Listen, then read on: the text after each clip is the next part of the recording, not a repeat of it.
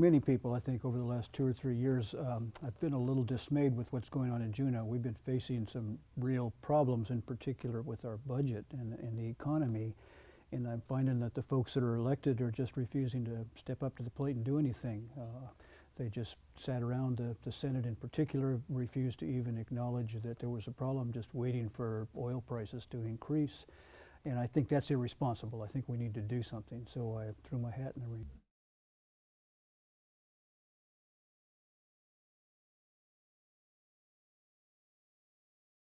Well, I think we've started to do that, and I think it was a good bill that the legislature passed and that the governor signed.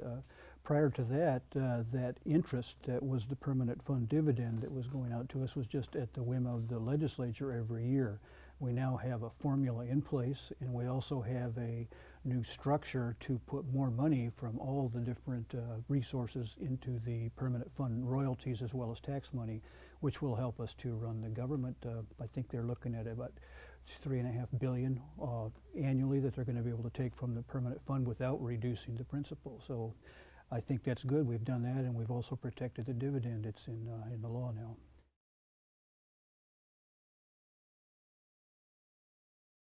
I think that's for sure. That's critical. We're 800 million in the hole even after they did this.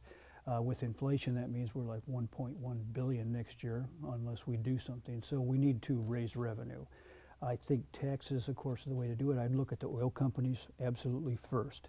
I think they're getting a very good deal, and I think they know it, and we could improve that structure.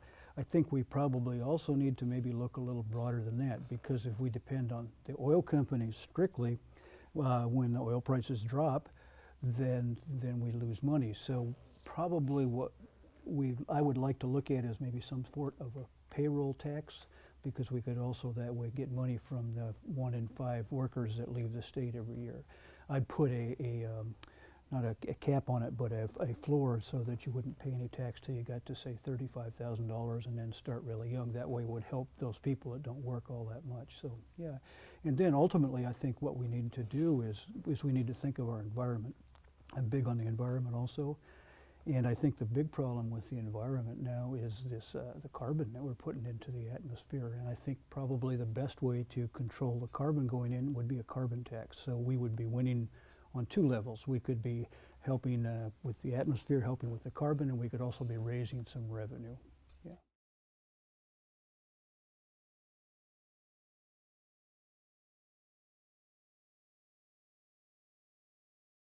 They care the most about the permanent fund dividend.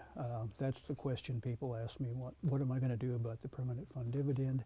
I think the second thing in my district is the issue of the 3-way governor race. People are very concerned about that.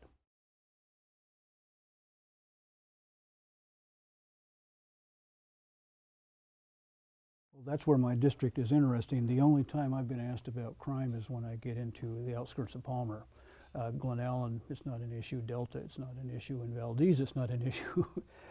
So when I get down here, which is a little bit stranger, I think I have to look at it. But I think that crime has been on the decline since the 90s in the state.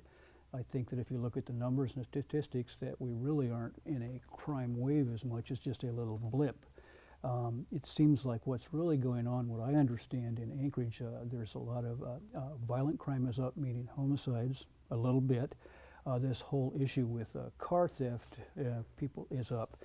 But what I understand is going on there, it's not that people are stealing cars and taking them to chop shops or things like that. What they're doing is taking a car just as transportation and leaving it. Earlier this spring, I saw that the police reported, I think it was about just under $200 as the average damage. So there's not really much happening. They're just convenience. And I think, moreover, we're not catching these people because of that. So there really is no revolving door like you hear many people talk about.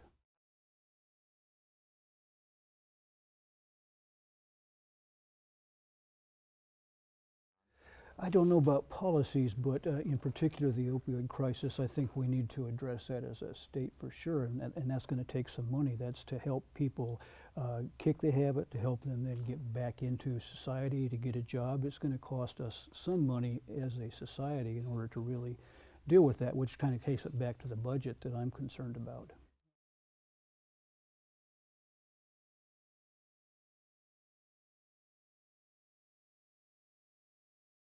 think probably the biggest thing that I have a personal interest in would be to fix the health care problem in this state.